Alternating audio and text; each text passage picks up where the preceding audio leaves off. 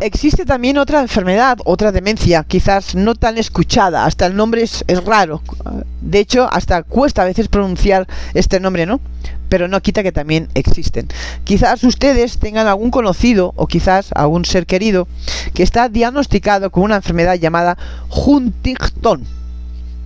Huntington. Difícil de pronunciar, ¿verdad? Bueno.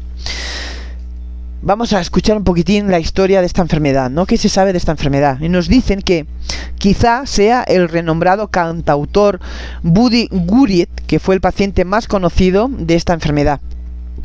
Allá por los años 50, cierto día, Marjorie, la esposa de Guritz, notó que su marido caminaba torcido, lo que le pareció muy extraño. Después empezó a darse cuenta de que el habla de Buddy se volvía confusa. A pesar de esos síntomas reveladores, no sospechó que ocurriese nada realmente grave hasta que comenzó a tener momentos en los que se ponía muy furibundo, cosa nada característica de su temperamento. Al final, Guthrie perdió toda capacidad de habla, de leer y de andar.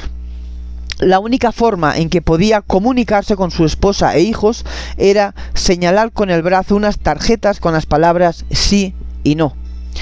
9 años después de su muerte en el año 1967, Marjorie Guritz fundó la Sociedad Americana de la Enfermedad de Huntington para ayudar a las personas con esta dolencia y sus familias a mejorar sus vidas, fomentar la investigación y educar al público y la comunicación médica sobre ella. Se cree que la enfermedad de Huntington, también llamada Corea de Huntington, es fundamentalmente un trastorno heredado en el que las células nerviosas del cerebro se consumen, lo que conduce a movimientos incontrolados, pérdida de la capacidad intelectual y alteraciones emocionales. Es llamada así por el doctor George Huntington. Nacido en el año 1850, falleció en el año 1916, un médico de Nueva York que fue el primero en descubrirla en el año 1872. Los niños que tengan uno de los padres con esta enfermedad están en riesgo alto de padecerla también ellos. Sin embargo, en ciertos casos parece que no hubiera un enlace genético, ya que no se encuentra historial de la enfermedad en los padres ni en otros miembros de la familia. La enfermedad de Huntington afecta tanto a hombres como a mujeres de todos los grupos étnicos. Habitualmente los síntomas aparecen entre los 30 y los 50 años de edad, pero pueden mostrarse antes o después de eso. Cuando se diagnostican los adultos, normalmente en la edad mediana, nos referimos a ello como inicio adulto de la enfermedad de Huntington. Si se declara en la adolescencia, se le llama inicio temprano o juvenil de la enfermedad de Huntington. El inicio adulto es con mucho el más común de los dos. En los Estados Unidos, aproximadamente 30.000 personas, 10 de cada 100.000 personas, se les ha diagnosticado la enfermedad de Huntington y se cree que otras 150.000 están en riesgo de que desarrolle posiblemente en algunos momentos de su vida esta enfermedad. En el Reino Unido afecta a unas 4.800 personas, más o menos 8 personas de cada 100.000. Y el predominio más alto del mundo de esta dolencia se da en las cercanías del lago Maracaibo, en Venezuela, donde afecta aproximadamente a 700 de cada 100.000 personas. El gen ligado a esta enfermedad controla la producción de una proteína denominada proteína de Huntington. Aunque se le ha dado su nombre por la enfermedad, en realidad es una proteína normal que aparece en las células tanto de animales como de seres humanos. Todos tenemos el gen que produce la proteína de Huntington, aunque en ciertas personas aparece estirada. Esta proteína estirada forma conglomerados dentro de las células nerviosas, produciendo las acumulaciones de proteína características de esta enfermedad. Se cree que la presencia de esos aglomerados obstaculiza la función cerebral normal. No obstante, hay fuertes evidencias de que la proteína se forma como respuesta a la tensión y de que se produce como un medio de proteger a la célula. Es todavía materia de debate si son los conglomerados de proteína los que causan la enfermedad o si son consecuencia de ella. En la enfermedad de Huntington, las proteínas de Huntington tienden a acumularse en los ganglios basales del cerebro que controlan los movimientos voluntarios. Los ganglios basales están involucrados en dos trastornos neurológicos, la enfermedad de Huntington y la enfermedad de Parkinson. En el Parkinson, las neuronas de una parte de los ganglios basales, llamada sustancia negra, son incapaces de fabricar una cantidad normal de dopamina. En la enfermedad de Huntington, las células de otra parte de los ganglios basales, llamada cuerpo estriado, se vuelven hipersensibles a la dopamina. Por consiguiente, los síntomas de los dos trastornos son prácticamente opuestos.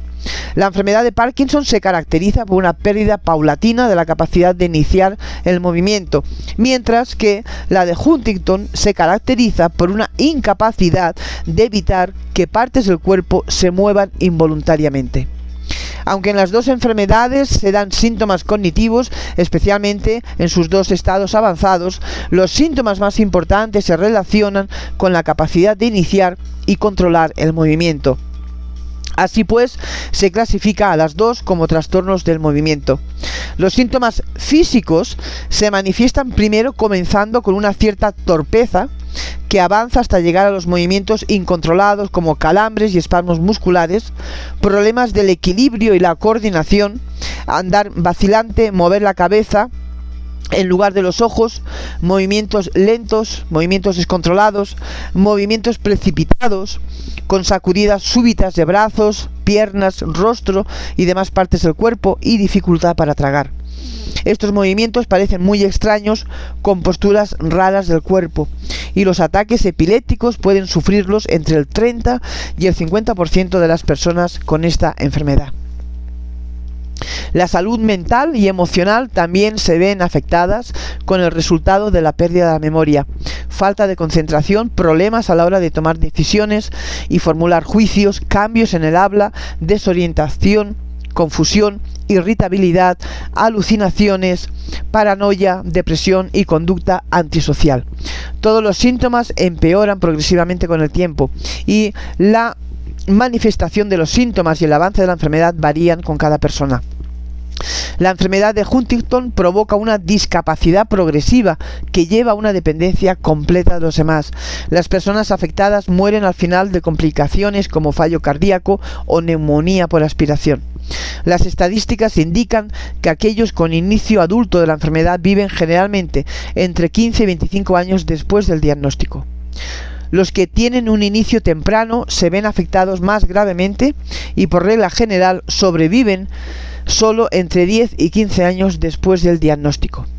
En la actualidad no existe cura ni forma de detener su avance. El objetivo del tratamiento es lentificar el progreso de la enfermedad y ayudar al paciente a funcionar durante tanto tiempo y tan tranquilamente como sea posible. El tratamiento consiste en fármacos para reducir los movimientos involuntarios y una terapia de ejercicios. La buena forma física es muy importante. Las personas que practican ejercicio físico y permanecen activas tienden a estar mejor que las que no. Aunque la enfermedad de Huntington puede tener un componente genético, el entorno tiene también un efecto pronunciado.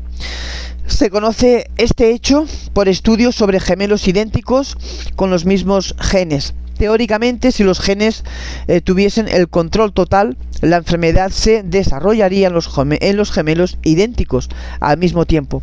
Normalmente en los gemelos idénticos que han heredado el gen Huntington se desarrolla la enfermedad en el plazo de un año o así el uno del otro, si es que viven en un entorno igual o parecido. Un ejemplo de esto, por ejemplo, es el caso de una mujer de 71 años a la que se le diagnosticó la enfermedad de Huntington.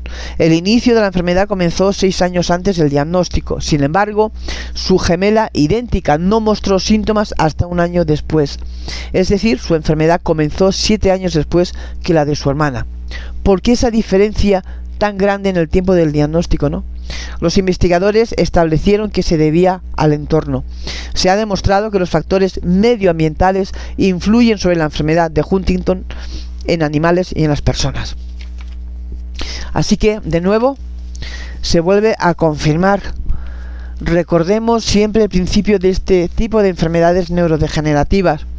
tiene que ver muchísimo con el estilo de vida, que llevamos, con todo lo que nos relaciona con el medio ambiente, con todo lo que está cercano a nosotros, también con la falta de nutrientes y también, como no, con la falta y la necesidad de limpiar el estrés oxidativo a nivel intracelular, de lo cual hablaremos luego en otro video. Por eso les decía que en este tipo de enfermedades neurodegenerativas, en estas variantes de demencia, donde no hay fármaco que pueda ni tan siquiera revertir la enfermedad ni en los estados primarios, hoy en día existe, como les decía, ya hay un producto estudiado científico, con aval científico, con soporte científico, incluido en las mejores universidades, con 80 patentes, comprobado en clínica, el cual está rompiendo, como les decía, este paradigma de la enfermedad. Así que, por un lado, yo deseo que ustedes aprendan qué son este tipo de demencias, las variantes que hay dentro del mundo de la demencia, los síntomas que manifiestan las personas que tienen estos tipos diferentes de demencia, y también, sobre todo, que ustedes puedan aprender de que hay otras alternativas, como aquí en mi canal, ¿no? El otro paradigma de que realmente existen soluciones reales, efectivas, soluciones científicas además que están comprobadas.